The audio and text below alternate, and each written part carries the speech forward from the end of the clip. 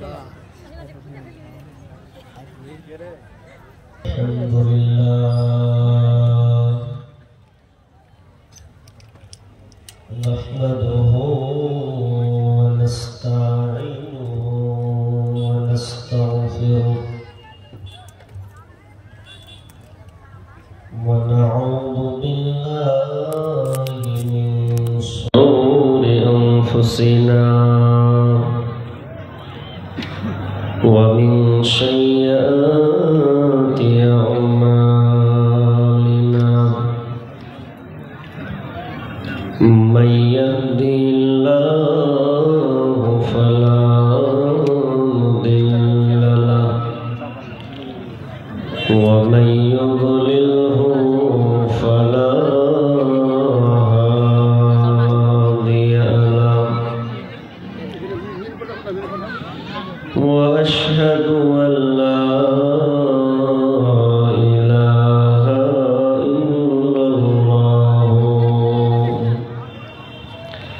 wahdahu la syarika lahu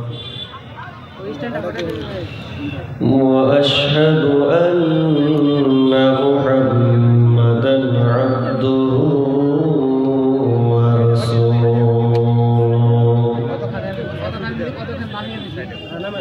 alladhi arsalahu bil haqqi basiran wa nadhiran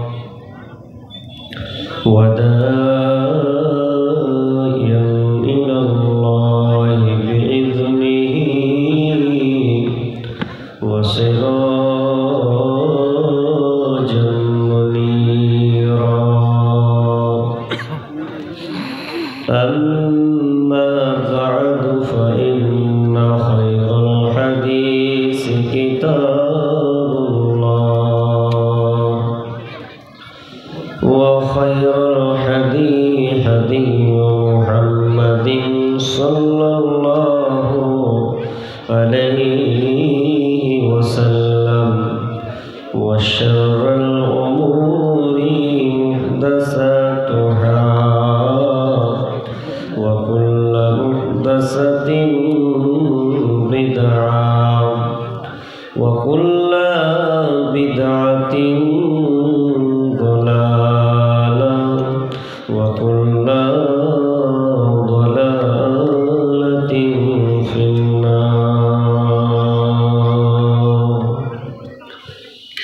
faqad qala Allahu tabaraka wa ta'ala fi kalamil majid wa furqanil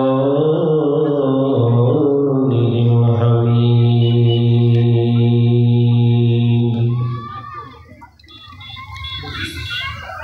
ba'da a'udzu billahi minasy syaithanir rajim ya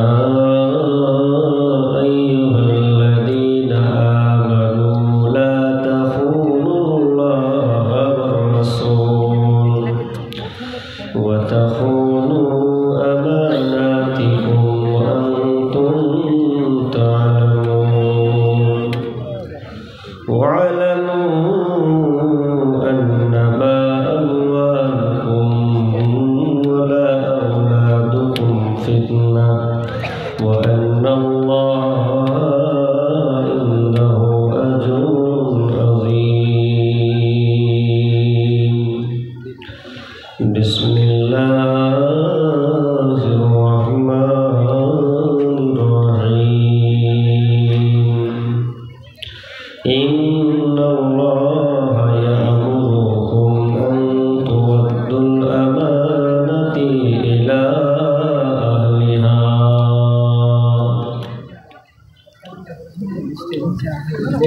An Abi Hurairah an-Nabi sallallahu alaihi wasallam ayatul munafiqi salasun إذا حدث كذب وإذا وعد أخلف وإذا اؤتمن خان.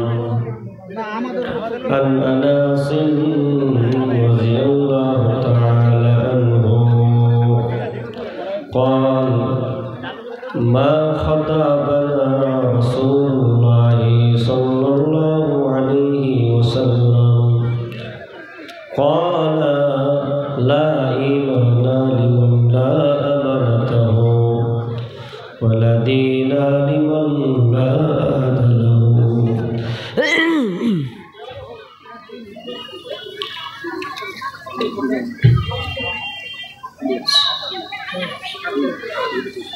নয়ন জলে কান্দি নিরালায় গো নবীজি রইলাম শুধু আপনারই আশায়। নয়ন জলে কান্দি নিরালায় গো নবীজি রইলাম শুধু আপনারই আশায়। আপনারে দেখিবার মনে চায় গো নবীজি রইলাম শুধু আপনারই আশায়। আপনারে দেখিবার মনে চায় গো নবীজি রইলাম শুধু আপনারই আশায়। জীবন মরণে নবী আপনার শরণে, জীবন মরণে নবী আপনার শরণে, এতিম বলে আশ্রয় নিদিবা গো নবীজি রইলাম শুধু আপনারই আশায়।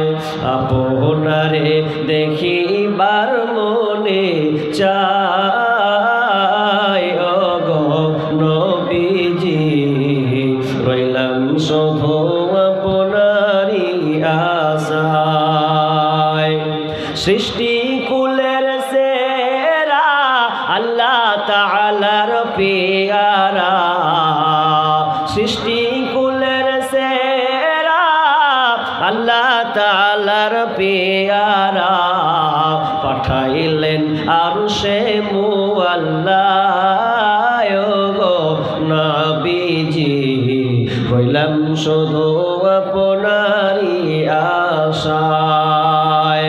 আপনারে দেখিবার মনে চায় গো নবীজি রইলাম শুধু আপনারই আশায়। পাপের মধ্যে ডুবিয়া ভুলের বোঝা লইয়া, পাপের মধ্যে ডুবিয়া ভুলের বোঝা লইয়া, সাঁতারের কুল নাই পার গো নবীজি রইলাম শুধু আপনারই আশায়। আপনারে দেখিবার মনে চায় গো নবীজি রইলাম শুধু আপনারই আশায়। আপনারে দেখিবার মনে চায় গো নবীজি রইলাম শুধু আপনারই আশায়।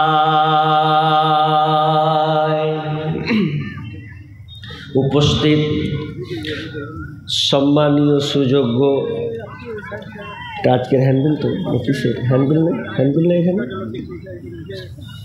সম্মানীয় সুযোগ্য আজকের এই জলসা স্বনামধন্য সভাপতি, মঞ্চে উপবিষ্ট ওলামায়ে কিরাম, আকাশের সাদৃশ্য আলেম ওলামাবৃন্দ, দূর দূরান্ত থেকে আগত সম্মানীয় অতিথিবৃন্দ,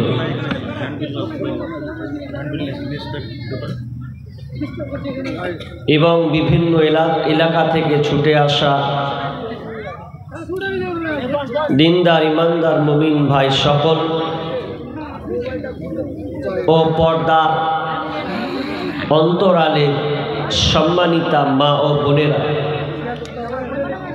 প্রথমে সেই মহান মনিবের দরবার প্রশংসা জ্ঞাপন করি যে মহান মনিব আমাদেরকে একটি আয়োজিত মাহফিল, যেখানে কোরআন এবং হাদিসের আলোচনার উদ্দেশ্যে যিনি আমাদেরকে বিভিন্ন এলাকা থেকে নিয়ে সামিয়ানার নিচে বসিয়েছেন, সেই মহান মনিবের দরবারে আমরা সবাই আল্লাহর প্রশংসা জ্ঞাপন করি, বলি আলহামদুলিল্লাহ। যেটা চাইতে হয়নি ভাই, এতটি লোক, এরপর যদি আল্লাহর প্রশংসা না করেন, দেখেন আপনার মতন কোন লোক যারা আসার অপেক্ষায় ছিল তারা হয়তো আসতে পারেনি, অনেকের ইচ্ছা ছিল, অসুস্থ হালাতে আছে। এর আগে প্রোগ্রাম হয়েছে না, গত বছর হয়েছে, অনেক হয়তো এসেছেন আসতে পায়নি অথবা অসুস্থ হয়ে আছে, আপনাকে আল্লাহ নিয়ে এসেছেন সুস্থভাবে, তো আপনি আল্লাহর প্রশংসা করবেন না? একটু জোরে বলেন আলহামদুলিল্লাহ। অতঃপর শান্তি বর্ষিত হোক সকল নবীদের উপর, বিশেষ করে আমাদের শেষ নবী জনাবে মুহাম্মদুর রাসূলুল্লাহ, বলুন সাল্লাল্লাহু আলাইহি ওয়াসাল্লাম। আমি আপনাদের সম্মুখে মহাগ্রন্থ আল কোরআন থেকে বিক্ষিপ্তভাবে দুইটি আয়াত পড়েছি, দুইখানা হাদিসে নববী পাঠ করেছি। আয়াত এবং হাদিসকে সামনে রেখে আমার আজকের আলোচ্য বিষয় হচ্ছে আমানত। খুবই ইম্পর্টেন্ট বিষয়। সমাজে এত দুর্দশা কেন? মানুষে মানুষে ভালোবাসা নেই কেন? এক অপরকে বিশ্বাস নাই কেন? মূল বিষয় হচ্ছে আমানত না থাকার কারণে। বর্তমানে আপনি দাড়িওয়ালা মুসাল্লি পাবেন, জুব্বাওয়ালা মুসাল্লি পাবেন, কিন্তু প্রকৃত আমানতদার মুসলমান পাবেন না। আমানতদার মুসলমান বর্তমানে পাওয়া খুব মুশকিল হয়ে গেছে। আপনি যে লোকটাকে বলছেন যে 5 ওয়াক্তের নামাজে পাবন্দ, মানে 5 ওয়াক্ত নামাজ গুজারি মানুষ, এরপরে ওই লোকটাকে আপনি টাকা দিতে পারছেন না যে ওর কাছে আমি 5,000 টাকা জমা রাখবো, তো 10 দিন পর চাইলে পাবো কিনা। এ নিয়ে আপনার সন্দেহ হচ্ছে কেন? যে লোকটা আমানতদার নয়, নামাজি হতে পারে, কিন্তু আপনি ওকে বিশ্বাস করতে পারছেন না যে আপনার টাকাটা রিটার্ন দিবে কিনা, ও না সঠিক সময়ে পাবো কিনা। তার মানে মানুষের মধ্যে আমানতদারের খুবই অভাব। কাউকে বিশ্বাস করা যায় না। আরে যাকে আমি টাকা ধার দিব তারই তো কোনো গুরুত্ব নেই। ওকে টাকা দিলাম, 1 মাসের জন্য চাইলো কিংবা 10 দিনের জন্য চাইলো, যদি বলা হয় ভাই টাকাটা দিবে না, তো বলছে এই এখানে আরো 1 মাস লাগবে। ফোন করলে ওকে ফোনে পাওয়া যায় না, চতুর্দিকে খোঁজ খবর নিয়ে তারপরে ওকে পাওয়া যায়, তো বলছে এখনো হয়নি। আরে বোকা, তুই যদি দিতে না পারিস, অন্তত যার কাছে তুই ঋণ নিয়েছিস অন্তত ফোন করে বল যে ভাই এতটা টাইম দিয়েছিলাম কিন্তু হয়নি, তো আরও আমাকে 2-1 মাস সময় দেন, তাও একটা আশা করা যায়। ওর কাছে যদি চাইতে যাই তো বলছে শালা গরু বিক্রি করে দিব, আবে তুই গরু বিক্রি করবি না ঘর বিক্রি করবি সেটা তোর ব্যাপার। টাকা ধার দিতে গিয়ে আর টাকা রিটার্ন পাই না, বন্ধুত্ব নষ্ট হচ্ছে, ভাই ভাইয়ের সম্পর্ক নষ্ট হচ্ছে, চাচা ভাতিজার সম্পর্ক নষ্ট হচ্ছে। তার মূল কারণ হচ্ছে আমানতদার পাওয়া খুব মুশকিল হয়ে গেছে। আমানত মানে গচ্ছিত রাখা, আমানত মানে সংরক্ষণ করে রাখা। এর বিপরীত হচ্ছে খেয়ানত করা, অর্থাৎ বিশ্বাসঘাতকতা করা। আমানত আমানত সব দিক থেকেই আছে। আমি আজকে এই মাহফিলের বক্তা, এসেও যদি বলি যে আর আসবো না, কথা দিলাম, বললাম, কোনো ফোন ধরলাম না, রিসিভ করলাম না, কোনো অ্যালাউ করলাম না, তাহলে আমি এই কমিটির সাথে, এই মাহফিলের সাথে আমি কি করলাম? আমানতের খেয়ানতি করলাম। প্রত্যেকটা জিনিসে আমানত আছে। আপনি এখানে জালসা শুনতে এসেছেন, নিয়াত করেছেন যে আমি এখানে জালসা শুনবো, তারপরে বাড়ি যাব। এখন জালসা শুনান বাদ দিয়ে যদি আপনি কুটুম বাড়ি ঢুকেন, দোকানে হুর হুর করে ঘুরে বেড়ান বেহায়ার মতন, তাহলে তো আপনি আমানতের খেয়ানত করলেন। আপনি বাড়ি থেকে বের হয়েছিলেন কি বলে? যে আমি জালসা শুনবো, এ নিয়তে আপনি বের হয়েছেন, কিন্তু আপনি কি করলেন? আপনার মধ্যেও আমানতদারিতা নাই, আপনি রাস্তায় হুড় হুড় করে ঘুরছেন এখনো। তাহলে আপনাকে কি করে বিশ্বাস করবে? আমানত, যার ডিউটি তার মধ্যে আমানত, যার কর্তব্য তার মধ্যে আমানত, যার মধ্যে জিম্মেদার তার মধ্যে আমানত। প্রত্যেকটা বিষয়ে আমানত রয়েছে। এই আমানত আমি আপনাকে একটা একটা করে বলবো, সময় যদিও লম্বা নেই তবু আপনাকে মূল বিষয়টি বুঝাবো। আল্লাহ তাআলা বলছেন, বিসমিল্লাহির রহমানির রহিম,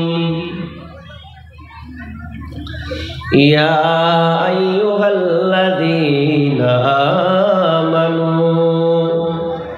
লা তাখুনুল্লাহা ওয়া রাসূলা ওয়া তাখুনু আমানাতিকুম ওয়া আনতুম তা'লামুন। ইয়া আইয়ুহাল্লাযীনা আমানু, হে ঈমানদারেরা, লা তাখুনুল্লাহা ওয়ার রাসূলা, তোমরা আল্লাহ এবং রাসূলের খেয়ানতি করবে না। তো আল্লাহ এবং রাসূলের খেয়ানতি তোমরা করবে না। আল্লাহ তার রাসূলের খেয়ানত কাকে বলা হয়? এক কথায় আমি আপনাকে বলতে গেলে বুঝে নেন, কোরআন এবং হাদিসে যা কিছু আমাদের উপরে দায়িত্ব অর্পণ করা হয়েছে, যেগুলোকে আমাদের মানতে বলেছে, যেগুলো আমাদেরকে নিষেধ করতে আপনার কিনা নিষেধ করা হয়েছে, বর্জন করতে বলা হয়েছে, ওগুলোকে মানা আর নিষেধগুলোকে ছেড়ে দেওয়া, এগুলো হচ্ছে আমানত। আর আল্লাহ বলছেন তোমরা আমার আমানতের খেয়ানতি করবে না। নবী তোমাদেরকে যেটা দিয়েছেন, যেটা বলেছেন, যেটা নিষেধ করেছেন, ওগুলো মানা, নিষেধকে না মানা, এগুলো তোমরা খেয়ানতি করবে না। শর্টকাট একটা কথা বলি, আল্লাহর আদেশ যেগুলো আছে, নামাজ পড়ো, তাহলে আমরা মুসলমান নিয়ে নিয়েছি, নামাজ পড়ো, দান করো, রোজা রাখো, সাদকা করো, এগুলো আল্লাহর আদেশ কিনা? এগুলো আল্লাহর আদেশ। এই আদেশগুলোকে যদি আপনি মেনে চলেন, তার মানে আমানত বহাল রাখলেন। যদি আপনি এ আমানত বহাল না রাখেন তাহলে আপনি খেয়ানত করলেন। আপনি মুসলমান হিসাবে নামাজ আদায় করতে হবে, রোজা রাখতে হবে, আপনার সিয়াম পালন, রোজা রাখতে হবে, হজ করতে হবে, যাকাত দিতে হবে, দান সাদকা করতে হবে। এগুলো হচ্ছে আল্লাহর, আল্লাহ আপনাকে আমানত দিয়েছেন আর রাসূল আপনাকে নির্দেশ দিয়েছেন এইভাবে করবে, এইভাবে তুমি পড়বে। কিন্তু রাসূলের তরিকা বাদ দিয়ে যদি আপনি দুনিয়ার তরিকা মানেন, পীর পূজারীর তরিকা আপনি মানেন, যদি আপনি বুজুর্গণের দিন দোহাই দিয়ে ধর্ম মানেন, যদি আপনি বিজাতির অনুসরণ করেন, তাহলে আপনি মুসলমান হয়ে আপনি আমানতের খেয়ানত করলেন, অর্থাৎ আল্লাহ এবং তার রাসূলের খেয়ানতি করলেন। তারপরে আল্লাহ সুবহানাহু ওয়া তাআলা বলছেন ওয়াতাখুনু আমানাতিকুম, এবং তোমাদের নিজেদের আমানতের খেয়ানত করবে না। এক অপরের যে আমানত আছে এগুলো তোমরা রক্ষা করবে, একে অপরের আমানতের খেয়ানতি করবে না। আমানতের খেয়ানত, মানুষ তো মানুষ নাই গো, কার আপনি আমানত রাখবেন আর কাকে দিবেন? মানুষকে তো আর মানুষ বলে হয় না। ইট পাথরের শহর জুড়ে মাটির কোনো মানুষ নাই, কোথায় গেলে পাবো বলো কাদা মাটির মানুষ ভাই। ইট পাথরের শহর জুড়ে মাটির কোনো মানুষ নাই, কোথায় গেলে পাবো বলো কাদা মাটির মানুষ ভাই। আকাশ চুম্বি দালান কোঠা এই শহরে ভরা, মানুষ গলি হৃদয় যেন পাথর দিয়ে গড়া, হাইরে পাথর দিয়ে গড়া। আকাশ চুম্বি দালান কোঠা এই শহরে ভরা, মানুষ গলি হৃদয় যেন পাথর দিয়ে গড়া, হাইরে পাথর দিয়ে গড়া।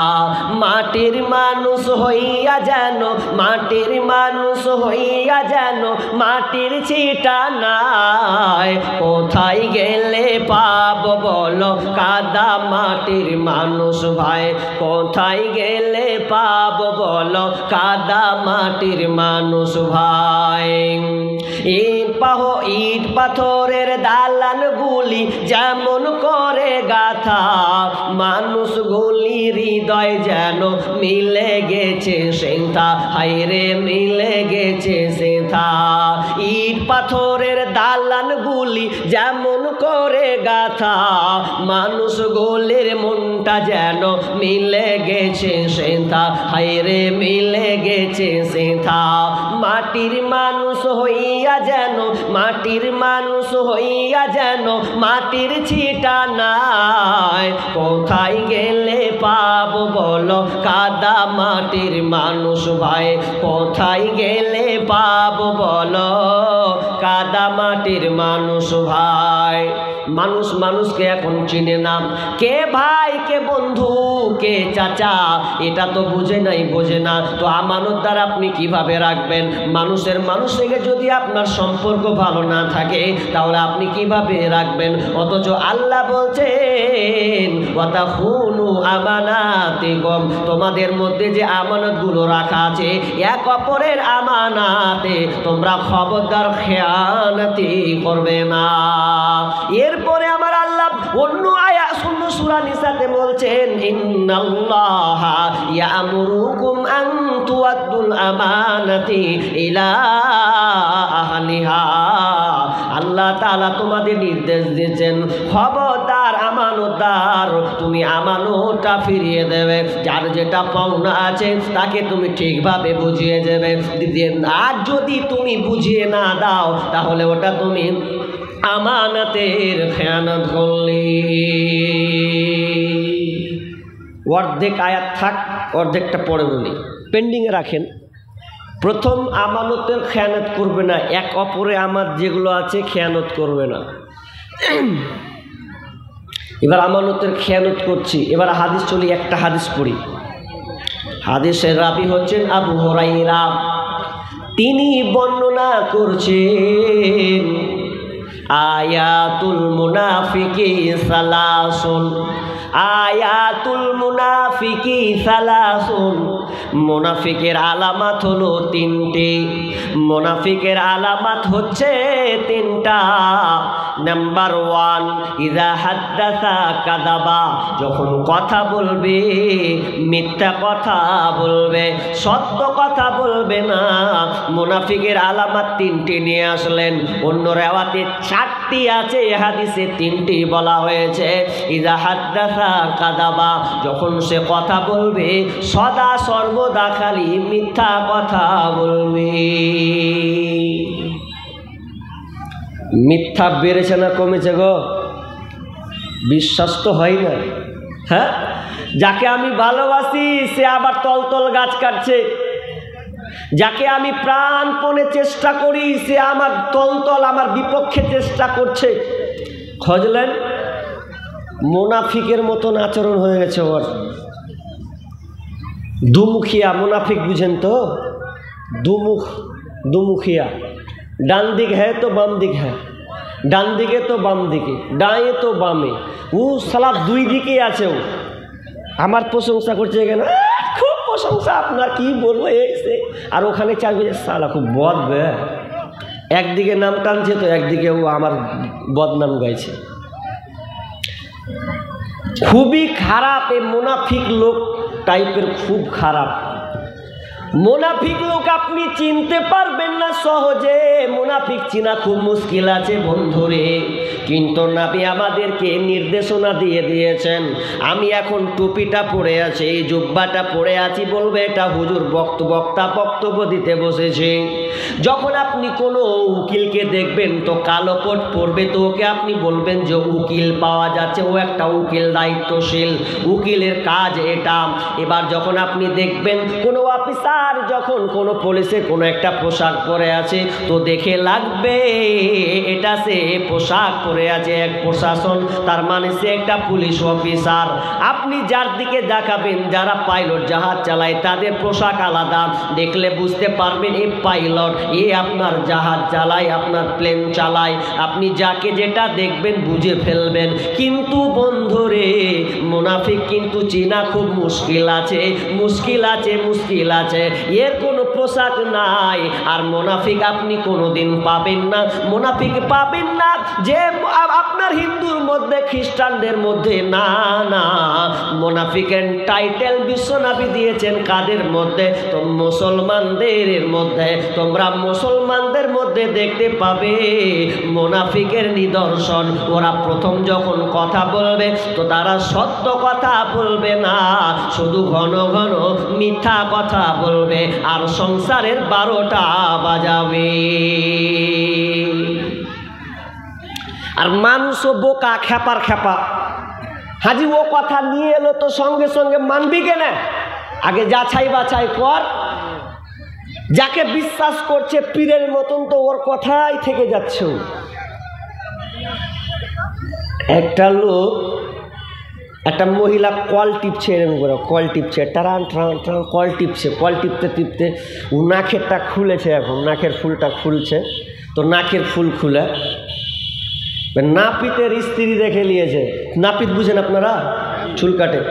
নাপিতের স্ত্রী দেখে নিয়েছে, তো বলছে high high high high high high, কি হলো কি হলো? তো বলছে হুজুরের স্ত্রী যে বিধবা হয়ে গেল, যে নাক ফুল খুলেছে। তো বলছে যে হুজুরের স্ত্রী যে বিধবা হয়ে গেল, তো এই খবরটা তো দিয়ে আসতে হবে, খবরটা দিয়ে আসতে হবে। আচ্ছা, সর্দারের স্ত্রী নাক ফুল খুলে নিলে, আর ই মারলো নাপিতের স্ত্রী, মারলো দৌড় মেরে ওর স্বামীর কাছে গিয়ে বলছে হ্যাঁ গো শুনছো শুনছো,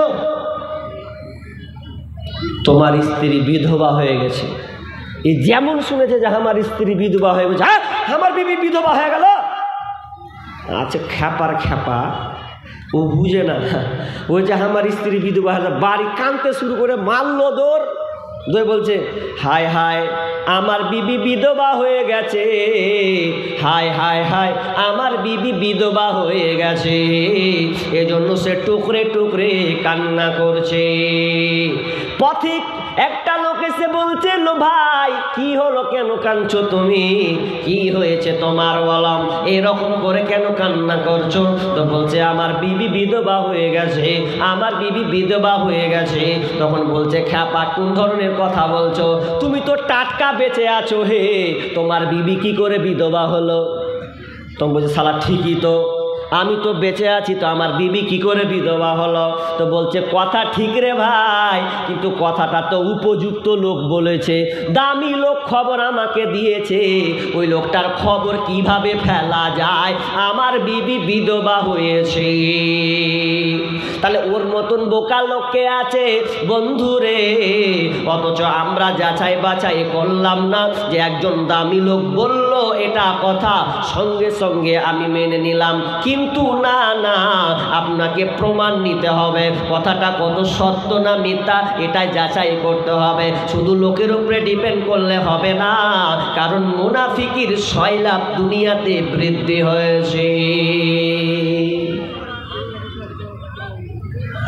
বলছে আম, বলছে যে আমওয়ালা আম বিক্রি করছে, তো বলছে আম লিবে, আম আম আম, বলছে আম লিব, করছে আম মিষ্টি হবে তো, আম মিষ্টি হবে তো, মিষ্টি মিষ্টি যদি না হয় তো ফেরত নিয়ে নেব, মিষ্টি না হলেও ফেরত নিয়ে নেবে। আচ্ছা ওকে আর পাওয়া যাবে যে শালা যদি বাড়িতে বিসমিল্লাহ করা খাচ্ছে, ওই রে টক রে, ওর শুনে নিলাম টক, এত টক যে ওকে তার পরের দিন যদি বলি, ওকে বলছি হ্যাঁ হে তুই যে কহিলি যে মিষ্টি হবে না, মানে মিষ্টি কম হবে না, মিষ্টি কম হবে না, তো তুই এমন কথা বললি কেন যে মিষ্টি কম হবে না? তা আমি বলেছি মিষ্টি হবে, মিষ্টি কম হবে না, তো কথার মধ্যে ভেজাল ছিল যে আপনি ওটা বুঝতে পারেননি। তাই মানুষের বেচার টেকনিক এমনভাবে চলছে এখন যে আপনি ধরতে পারবেন না, মনে হবে ওর কথা শুনে আমি নিয়ে নিই, বাড়িতে গিয়ে আপনি ঠকলেন মানে মাথা ঠুকছেন, পেলে শালাকে ছাড়তো না রে। কথার মিথ্যা, সব কিছুতেই কথা। ব্যবসা যে বেচছে ও মিথ্যা কথা বলছে, ওকে ভাই ক টাকা দাম, বলছে বেশি নয় ভাই, 200 টাকা দিয়ে কিনে নিয়ে এসছি, 250 টাকা দেন, অথচ মালু 200 টাকায় কিনে নি, ও 150 টাকায় কিনেছে। তো খরিদ্দারকে বলছে যে 200 টাকা কিনেছি ভাই, 250 টাকা দে, 50 টাকা লাভ লিব। এখানে ও 100 টাকা লাভ করল, ওই তাহলে মিথ্যা কথা হলো কি হলো না? হলো। কিন্তু যদি ব্যবসায়ী বলতো আমার রেট যা আছে আছে, আমি 250 টাকায় বিক্রি করবো, লেন তো লেন, না হয়তো না লেন। আমরা হালালকে হারাম করছি মিথ্যা কথা বলার কারণে। বিশ্বনবী বলছেন মুনাফিকের আলামত হলো কথায় কথায় সে শুধু মিথ্যা কথা বলবে, ভাইয়ের সম্পর্কে আপনার কাটছাট করবে। অনেক আবার ইউটিউবার মিথ্যাবাদী আছে, এটা আপনার ইউটিউবাররা ভালো করে শুনে লাও। ইউটিউবার বলছে ওই বক্তার ভিডিও করিস না বে, টাকা দেয় না। হ্যাঁ এরকম হয় না, টাকা দেয় না, ও তো 60 কিলোমিটার কি করে যাবে। তখন বলছে ঠিকই তো, মানে ও মালকে ভিডিও করতে দিই না হয়তো বা দিব না, তখন আরেকজনকেও ভাঙাচ্ছে মিথ্যা কথা বলে। ও মৌলবি ভালো নয়, জানিস অমুক জায়গাতে তোর দুর্নাম করেছিল, অথচ সালা আমি কিছুই জানি না। অনেক ইউটিউবার আছে, ইউটিউবারকে ভাঙাচ্ছে যে ওর ভিডিও করিস না, মানে ওয়ার চলছে ভিডিও, তো ওকে করতে দিবে না, তো ওকে আটকাবো কী করে, ওটা পাইতারাম করছে। এরকম পাইতারা মাল এদের মধ্যেও আছে, আমার যাচাই বাছাই করা। কিন্তু না, ইউটিউবার মধ্যেও মুনাফিকই ঢুকে আছে।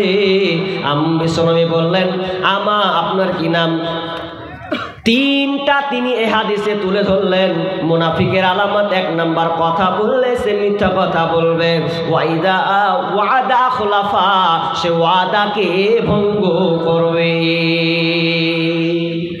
ওয়াদা ভঙ্গ মানে ওকে এটা দিয়েছে, ওয়াদা ভঙ্গ, এর ভাই এটা রাখবি তো, আসবি তো, তোর লেগে দাঁড়িয়ে আছি, এই খবর নাই, 8 ঘন্টা কয়ে সালা 2 ঘন্টা হয়েই গেছে, বসে আছি ওর লেগে, কোনো খবর নাই। এইরকম ওয়াদা খেলাফ করা যাবে না, ওয়াদা খেলাফ করা যাবে না, এটা মুনাফিকের আলামত।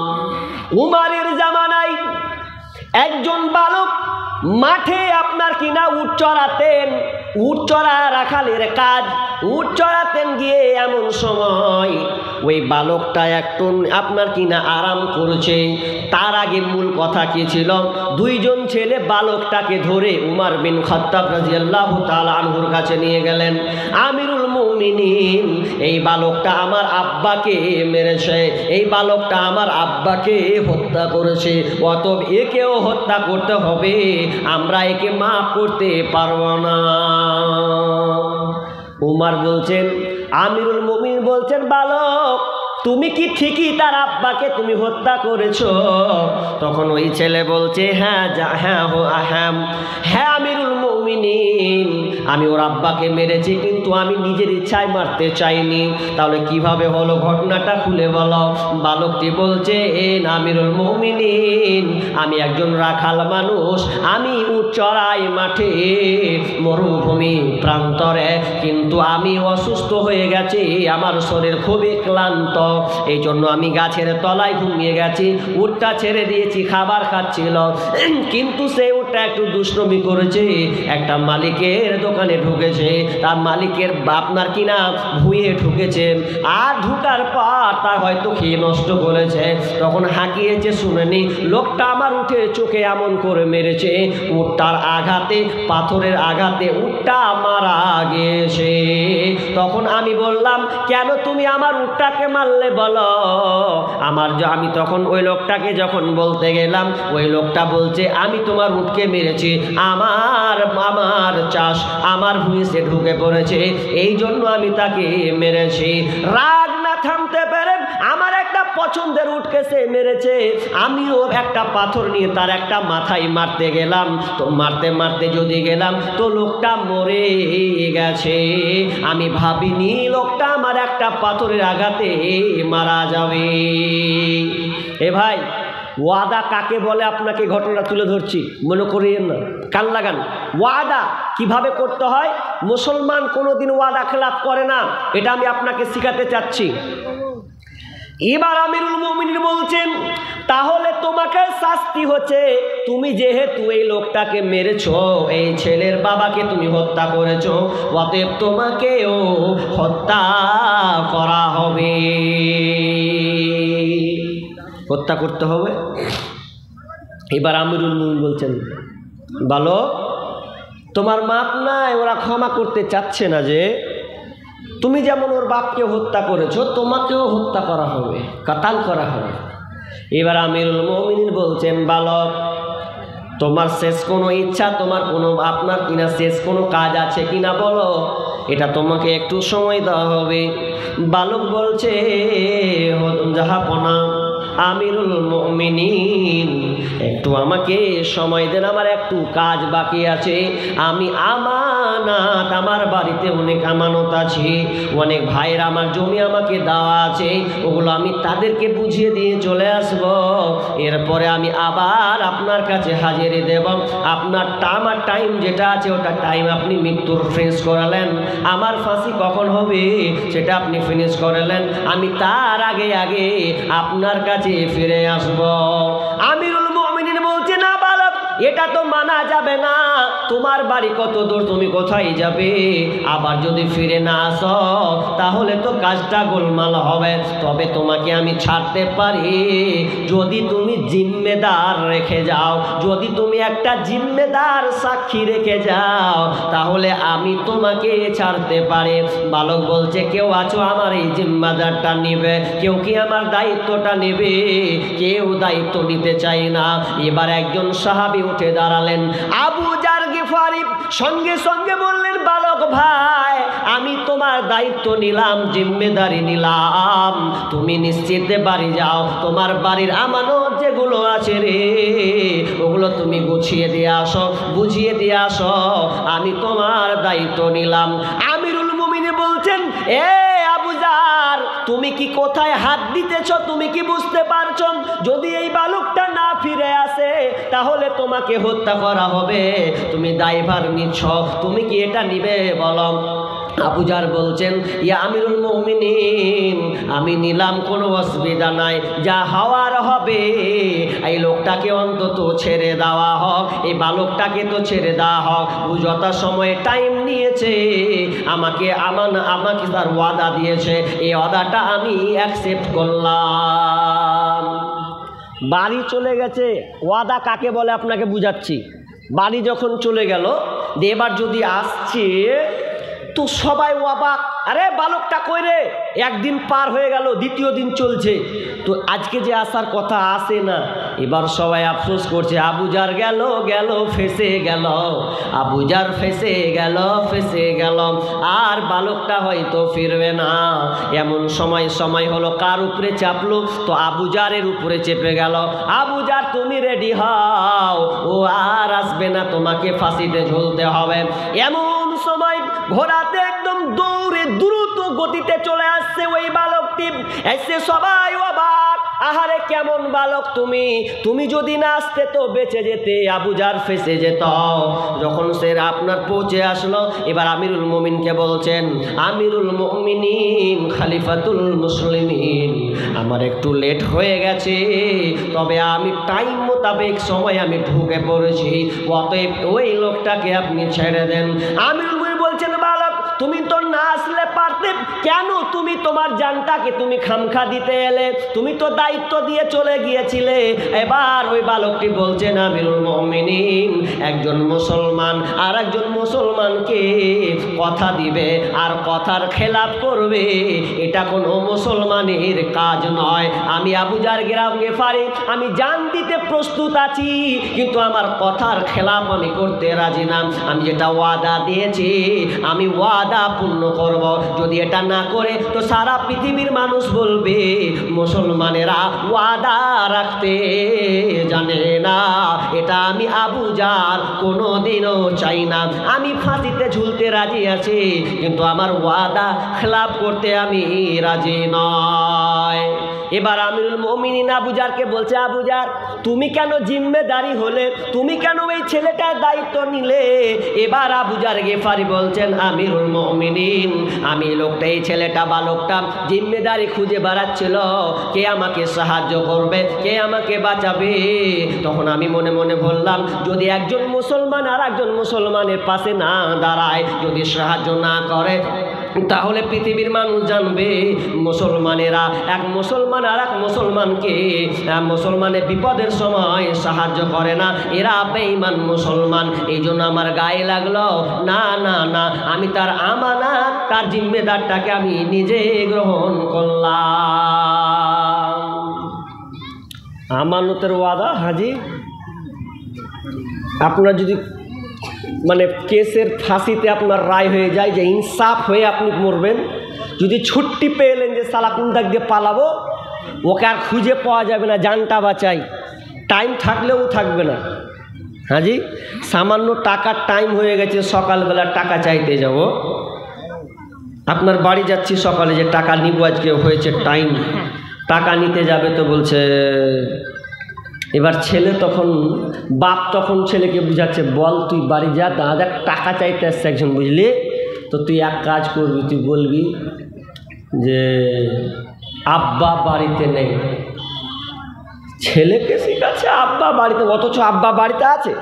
সকালে টাকা চাইবে, ও জানতে পেরেছে লোকটা আমার কাছে টাকা চাইতে আসবে, বলছে বলে দে তো বেটা, বলবি আব্বা বাড়িতে নেই, আব্বা বাড়িতে নেই। ওকে শিখিয়ে দিয়েছে লোকটা, কই গো বাড়িওয়ালা, টাকার যে খবর কি হলো, আসেন বের হন। তখন ওই বাপ ছেলেকে বলে দিয়েছে, বলে দিবি আব্বা বাড়িতে নাই। তখন বের হয়ে বলছে, হাজি আমার আব্বা কহিলে আব্বা বাড়িতে নেই। তো সালা মাথায় খারাপ, কি হয়ে গেল, কোন দিকে চলে গেল গাড়ি? হ্যাঁ, ছেলেকে আপনি শিখাচ্ছেন ওগুলো, তাহলে আপনার ছেলে পরবর্তীতে কি হাল হবে? কিন্তু বন্ধুরে, এবার যখন ফাঁসি ঝুলাবে বালকটিকে, তখন যারা ছেলে দুটা রায় পেশ করেছিল, ওই বালকটার বিরুদ্ধে। তখন ছেলে দুটা বলছে, আমিরুল মুমিনিন, ওই ছেলেটাকে আর ফাঁসি দিতে হবে না, আর ফাঁসি দিতে হবে না। ছেলেটার বৈশিষ্ট্য আমাকে খুব ভালো লেগেছে। আমার আমরা দুই ভাই এর আপনার বৈশিষ্ট্য দেখে আমরা খুব অভিভূত হয়েছি। ও যেমন আমানত ওয়াদা রক্ষা করেছে, এই যেমন জিম্মেদারি গ্রহণ করেছে, তো আমরা কেন আর একজন মুসলমানকে ক্ষমা করতে পারবো না?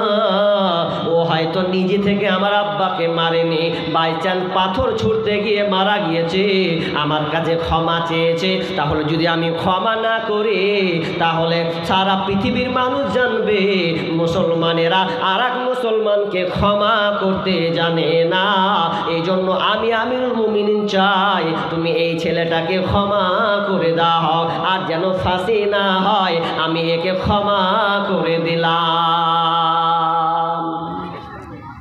এর নাম হচ্ছে ওয়াদা। আর আমাদের নেতাদের ওয়াদা ঘুষ্টির 12টা বাজে। ওটা হাদিসটা বলবো, নেতাদের ওয়াদাটা শেষের দিকে বলবো। একদম তিরমিজি থেকে হাদিসটা আছে। যারা দায়িত্ব নিয়েছেন ওদের 12টা না বাজালে হবে না। ওরা দায়িত্ব নিয়ে দায়িত্বর খেলাফ বিরুদ্ধে চলছে। রাস্তা দিয়ে যাচ্ছি, সবচাইতে প্রোগ্রাম করছে হরিশ্চন্দ্রপুর থানাতে, সবচাইতে বেশি প্রোগ্রাম। তো হরিশ্চন্দ্রপুর থানাতে প্রোগ্রাম করছি সবচাইতে বেশি, তো রাস্তার 12টাও বাজছে বেশি। রাস্তা দিয়ে বাইক চালাচ্ছি, যে চালাতে বলছে, মৌলানা দেখেন আমানতের খেয়ানত করে জায়গা জায়গা গর্ত, খালি জায়গা জায়গা গর্ত, জায়গা জায়গা গর্ত, জায়গা জায়গা গর্ত। আমি বলছি কোন নেতা আছে তোর এখানে? হ্যাঁ, সব আমানতের খেয়ানত করেছে, সালে গর্ত খালি। আমি এইখানে জালসা করতে লিবো কি লিবো না, ঢুকবো কি ঢুকবো না ভাবছি, ভাইরা নিঃশেষ নাই, আমানতের খেয়ানত চলছে। নাম্বার 3 নাম্বার বিশ্বনবী বললেন, ওয়াইদা উতুমিনা খান, আমানতের খেয়ানত করা হবে, আমানতের খেয়ানতি হবে। কেমন আমানত বন্ধুরে, বারবার বলি ভালো করে কান লাগান। যদি আপনি রাস্তায় হাঁটেন, যদি আপনার সামনে 1000 টাকা কিংবা কোনো আপনার কিনা ভালো উপযুক্ত জিনিস যদি পাওয়া যায়, তাহলে ওটাকে আপনি হাত দেবেন না। যদি হাত লাগান, তাহলে আপনার উপরে আমানত চাপিয়ে দেওয়া হলো। মানুষ ভাবছে 500 টাকা পেলাম পকেটে ঢুকিয়ে নিলাম, না বন্ধু, ওটা তুমি আমানতের খেয়ানত করতে চলে যাও। যদি 500 টাকাটা পাও, তাহলে তোমাকে খুঁজতে হবে এর মালিকানা কে আছে, তার বাড়িতে আপনাকে পৌঁছে দিয়ে আসতে হবে। শেখ আপনার কিনা সাদি রহমতুল্লাহ আলাইহি বলছেন, কেউ যদি কোনো টাকা কুড়িয়ে পায়, তাহলে তাকে 1 বছর পর্যন্ত তাকে এলান করতে হবে, এটা আমানতের খেয়ানত হবে। অতএব সহজে কেউ পড়ে পাওয়া জিনিস কুড়াবেন না। যদি কুড়াতে হয়, যদি আপনি আমানত রাখতে পারেন, তাহলে আপনি আমানত তার ফিরিয়ে দেবেন। আমানত দিবে না, ঘোড়ার ডিম দিবে। টাকা তুলছে তো খালি চারদিকে রিং করে তাকায় দিয়ে 50 টাকা, এই 500 টাকা তুলবো, পাকাম করে পায়ে চাপবার, ফাঁকাম করা পকেটে ভরে নেব। ও খাওয়ার ধান্দাতে আছে যে, কিন্তু ও বুঝলো না যে ও খরিস সাপের মধ্যে খারাপ খাতারনাক জিনিসও ভরেছে পকেটে। টাকা তোলার থেকে খরিস সাপ যত কঠিন কিনা, তার চেয়ে ওই টাকাটা কুড়ালেন, আপনি সংসারে লাগিয়ে দিলেন, তা আপনি আমানতের খেয়ানত করলেন। হাজী আবু বকর একজন বিশাল বড় মাপের আলেম। সেই আলেম যাচ্ছেন কোথায়? তো মক্কা নগরী যাচ্ছেন। তো মক্কা মদিনায় গিয়ে মক্কা তিনি সফর করছেন। তো সফর করতে করতে মসজিদে হারামে ঢুকেছেন। আর এমন সময় ঢুকার সময় তিনি একটা পটলি দেখতে পেলেন। ওই পটলিটাতে কি আছে বন্ধুরে?